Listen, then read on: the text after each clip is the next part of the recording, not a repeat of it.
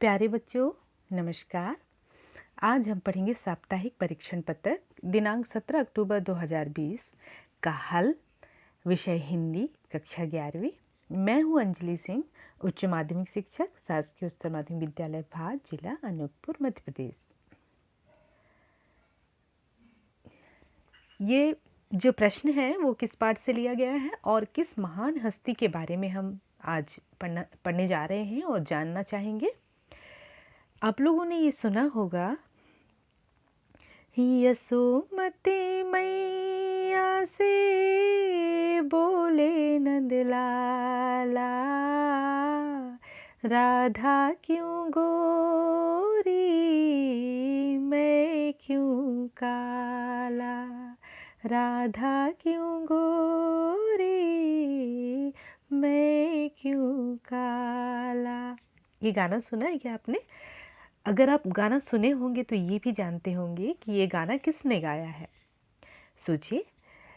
तो मैं मदद करती हूँ। इस गाने को एक महान हस्ती, जिन्हें भारतीय गायिकाओं में बेजोड़ या स्वर सम्राज्ञी कहा जाता है, वो है लता मंगेशकर जी। और इस गाने को लता मंगेशकर जी ने गाए हैं। और इसी पाठ को हम पढ़ने वाले हैं कि भारतीय गायिकाओं में बेजोड़ लता मंगेशकर। भारतीय गायिकाओं में बेजोड़ लता मंगेशकर नामक व्यक्तिवृत्त प्रसिद्ध गायक कुमार गंधर्व द्वारा रचित है। इसमें गायन के क्षेत्र में लता मंगेशकर के महत्व पर प्रकाश डाला गया है। और लेखक ने वर्षों पहले बीमारी की दशा में रेडियो से एक विशेष गाना सुना। वह स्वर लेखक के कलेजे में धंस गया। वह उसे सुनता ही रह गया। गाने के अंत में जब उसकी गायिका का नाम सुना, लता मंगेशकर, तो वह चकित रह गए। उसे लगा कि सुप्रसिद्ध गायक दीनानाथ मंगेशकर की अजब गायकी ही नए रूप में उसकी बेटी की आवाज़ में प्रकट हो रहे हैं।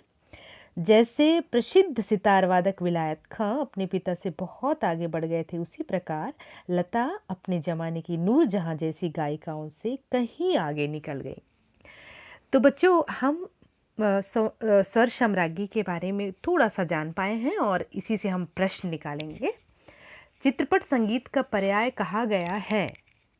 4 विकल्प हैं आपके सामने, इसमें से हमको छांटना है। नूरजहां को, आशा भोसले को, लता मंगेशकर को, कविता कृष्णमूर्ति को। तो अभी जो हम बात कर रहे थे, तो इसका सही उत्तर क्या होगा? लता मंगेशकर को। लता मंगेशकर के पिता का नाम क्या था? तो उनके पिता का नाम भी अभी हम जाने हैं। तो सुरेंद्रनाथ, दीनानाथ, रामनाथ, हृदयनाथ। तो सही उत्तर है दीनानाथ। रिक्त स्थान की पूर्ति कीजिए। लता जी सुप्रसिद्ध गायिका खालिस्तान की बहन है। उनकी बहन के बारे में भी आप जानते होंगे, क्योंकि वो भी एक महान गायिका हैं, प्रसिद्ध गायिका हैं, जिनका नाम है आशा भोसले। तो इस खालिस्तान में हम आशा भोसले भरेंगे। लता जी के गायन की मुख्य विशेषता उनका खालिस्तान है, उनका गानपन है। बच्चों, गानपन मतलब क्या होता है? शास्त्रीय गान और लता के गान में से लोग लता के गान को ही अधिक पसंद करते हैं। कारण है लता का गानपन, उसका सुरीलापन, मस्त करने वाला स्वर और श्रोता को रागों से नहीं सुमधुर गान से मतलब होता है। यह गानपन लता के स्वर में 100% है। यही लता की लोकप्रियता का मुख्य मर्म भी है। इसलिए विशेषता क्या है? गानपन। सत्य असत, लता जी के गाने में करुण रस प्रतिभाशाली रीति से व्यक्त होता है, तो ये असत्य है। लेखक के अनुसार शास्त्रीय संगीत और चित्रपट संगीत की तुलना करना बेईमानी है, ये सत्य है। प्रश्न दूसरा है, लता मंगेशकर ने किन किन विषयों पर गीत गाए हैं? इसका उत्तर है, फिल्म संगीत वालों ने समाज के संगीत विषयक अभिरुचि में एक प्रभावशाली परिवर्तन किया। इस संगीत की लचकदारी और रोचकता ही उसकी सामर्थ्य है। यहाँ का तंत्र ही अलग है। यहाँ नवनिर्मित की बहुत गुंजाइश है। इसी कारण लता मंगेशकर ने राजस्थानी, पंजाबी, बंगाली, मराठी प्रदेशों के लोकगीतों को खूब गाया है।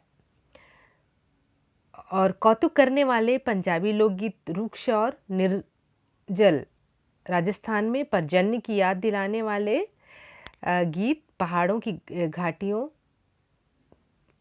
में गूंजने वाली प्रतिध्वनि देने वाले पहाड़ी गीत लता जी ने गाए हैं। ऋतु चक्र समझाने वाले और खेतों की विविध कामों का हिसाब लेने वाले कवि। कृषि गीत ब्रजभूमि के गीत जिसमें सहजता से समाई हुई है को फिल्मों में खूब लिया गया है और इसी परिणाम स्वरूप लता जी द्वारा इन्हें गाया गया है। आज शास्त्रीय संगीत के स्थान पर फिल्म संगीत को अधिक पसंद किया जाता है, क्यों? इसका उत्तर हम जान लें। इसका उत्तर है, भारत में शास्त्रीय संगीत प्रायः राजघरानों के नाम से काफ़ी पुराने समय से चला आ रहा है। पहले यह राज दरबारों, मंदिरों आदि तक सीमित था। आधुनिक युग में फिल्मों के आने से संगीत की दिशा बदली। शास्त्रीय संगीत अपनी सीमा को लांघना नहीं चाहता था। कठिन होने के कारण जनसाधारण की समझ से बाहर था। फिल्मी संगीत सरल होने के कारण जनसाधारण में लोकप्रिय हो गया। फिल्मी संगीत सरल सर्वसुलभ होने के कारण आम जनता इसकी तरफ आकर्षित हो रही है।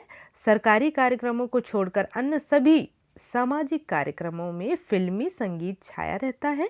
शास्त्रीय संगीत को सीखने में कठिन मेहनत और करनी पड़ती है। प्रश्न तीसरा है, लता मंगेशकर को चित्रपट संगीत के क्षेत्र में सर्वश्रेष्ठ साबित करने के लिए लेखक ने क्या कहा है? इसका उत्तर है, चित्रपट संगीत के क्षेत्र की अनअभिषिक्त साम्राज्ञी और भी अनेक पार्श्व गायिकाएं हैं, पर लता की लोकप्रियता इन सब से कहीं अधिक है। उनकी लोकप्रियता के शिखर का स्थान अचल है। बीते अनेक वर्षों से आज तक उनकी लोकप्रियता अबाधित है। लगभग आधी शताब्दी तक जनमत पर सतत प्रभुत्व रखना इतना आसान नहीं है। लता की लोकप्रियता केवल देश में ही नहीं, विदेश में भी लोगों को उनके गीत पागल कर देते हैं। अंत में लेखक कहते हैं, ऐसा कलाकार कई वर्षों में, शतकों में एक बार जन्म लेता है।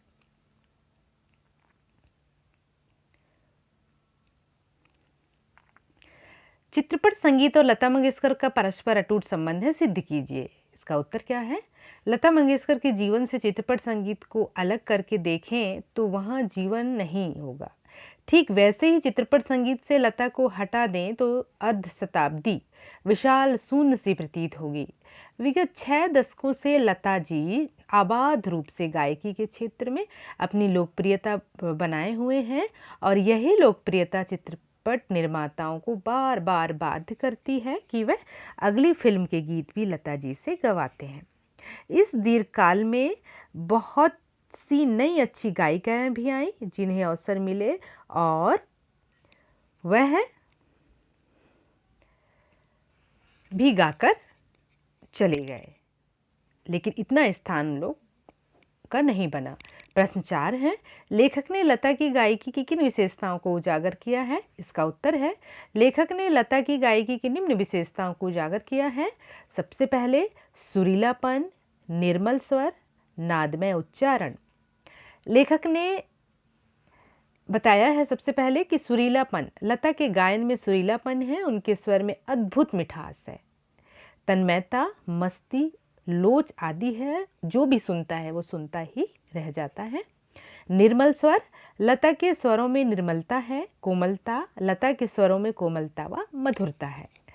नादमय उच्चारण, उनके गीत किन्हीं दो शब्दों का अंतर स्वरों के आलाप द्वारा सुंदर रीति से भरा रहता है।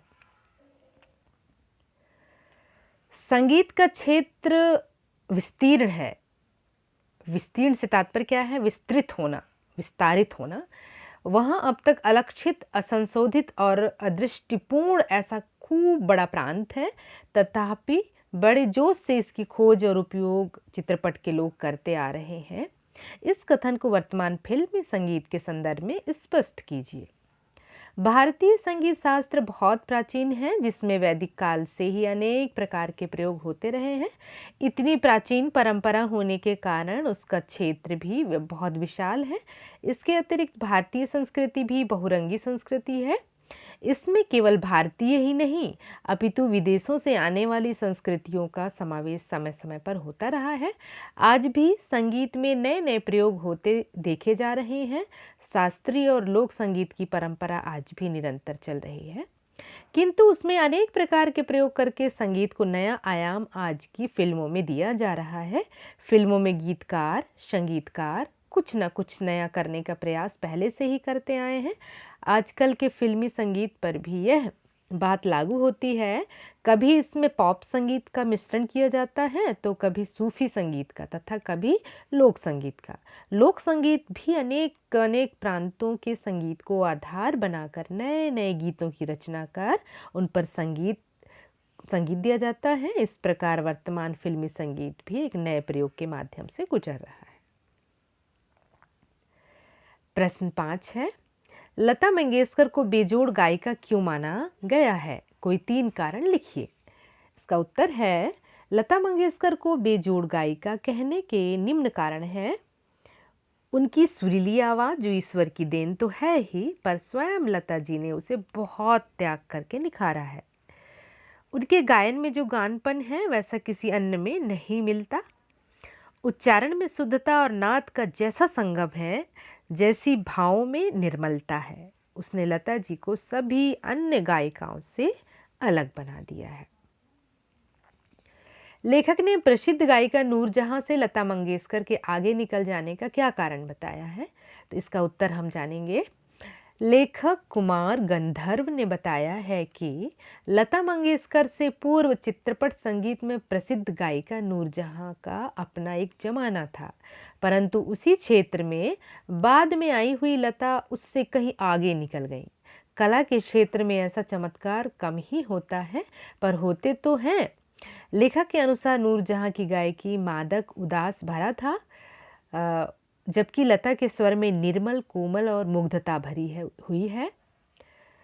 और वहीं उनकी लोकप्रियता का कारण है लता जी का गायन नूरजहां से भी कहीं बेहतर और मन को छू लेने वाला है।